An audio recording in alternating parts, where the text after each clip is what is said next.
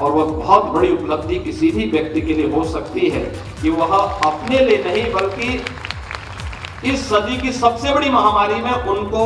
बचाने के लिए कार्य कर रही थी, जिस पर उनको उस समय सबसे बड़ी आवश्यकता थी। क्योंकि उसका जिस प्रकार से नेगेटिव वातावरण फैलाने का प्रयास हो रहा था, जिस प्रकार से उस समय तमाम प्रकार की अफवाहें फैलाई जा रही थी, उस दौरान आशा बहनों ने बहुत बेहतरीन काम किया था। उस दौरान उस नकारात्मक माहौल को भी सकारात्मक दिशा से आगे बढ़ाने में एक बड़ी भूमिका आपकी थी। और इसी दिशा से सरकार ने तय किया कि हम लोग 1 अप्रैल 20 से,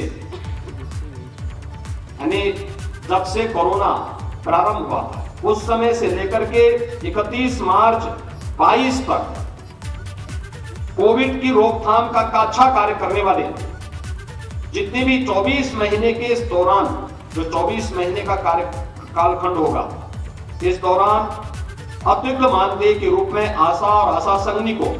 हम लोग 500 रुपए प्रति माह उनको अतिरिक्त उपलब्ध करा रहे हैं। इसके लिए मैं आप सबको हृदय से बधाई देता हूं, अपनी शुभकामनाएं देता हूं। इसके साथ ही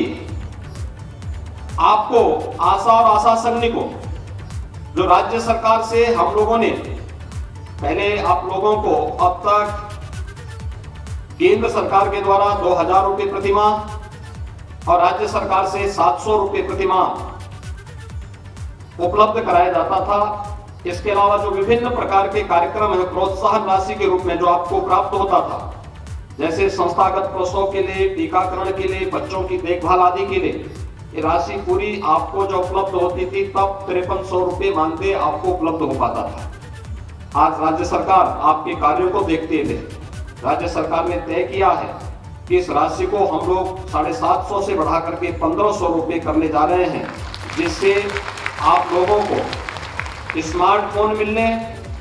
कम से कम 6000 रुपए एक फिक्स मानदेय तक आप लोग पहुंच सकेंगे और इससे आपको काफी हद तक कार्य करने में आगे मदद मिलेगी। और स्मार्टफोन की कार्रवाई के साथ साथ अन्य प्रकार की शासन की विभिन्न योजनाओं का लाभ आप ले पाएंगे।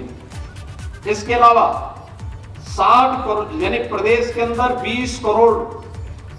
कोविड डोज वैक्सीन की डोज उपलब्ध कराने की कार्रवाई को, यानी 60 दिवस से अधिक दिनों में टीकाकरण करने वाली जो संविदा पर कार्यरत एएनएम है, उन्हें हम एक मुश्त 10,000 रुपए का मानदेय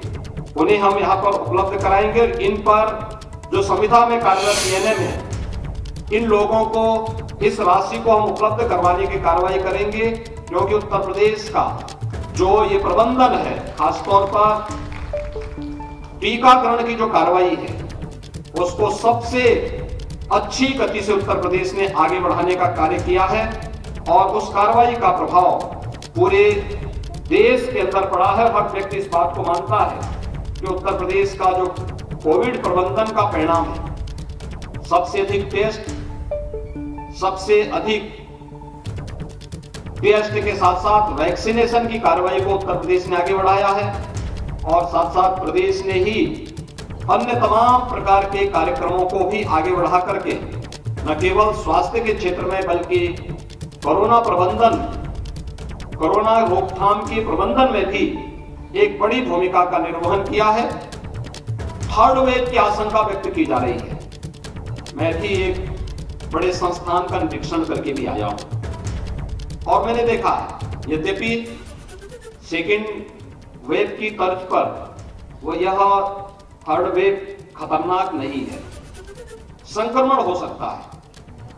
क्योंकि सेकेंड वेव में हम देखते थे कि 12 से 15 दिन और कुछ लोगों को ज्यादा दिन भी लगता था रिकवर होने में, नेगेटिव रिपोर्ट आने में। लेकिन इसमें अब तक हम लोगों ने देखा है कि 90% से ज्यादा लोग तो केवल सामान्य, उनको फीवर है, कोई बहुत सामान्य लक्षण भी नहीं उनपे है, घर में ही ठीक हो जा रहे हैं, घर में रह रहे हैं, होम आइसोलेशन में ही उसमें ज्यादातर लोग हैं।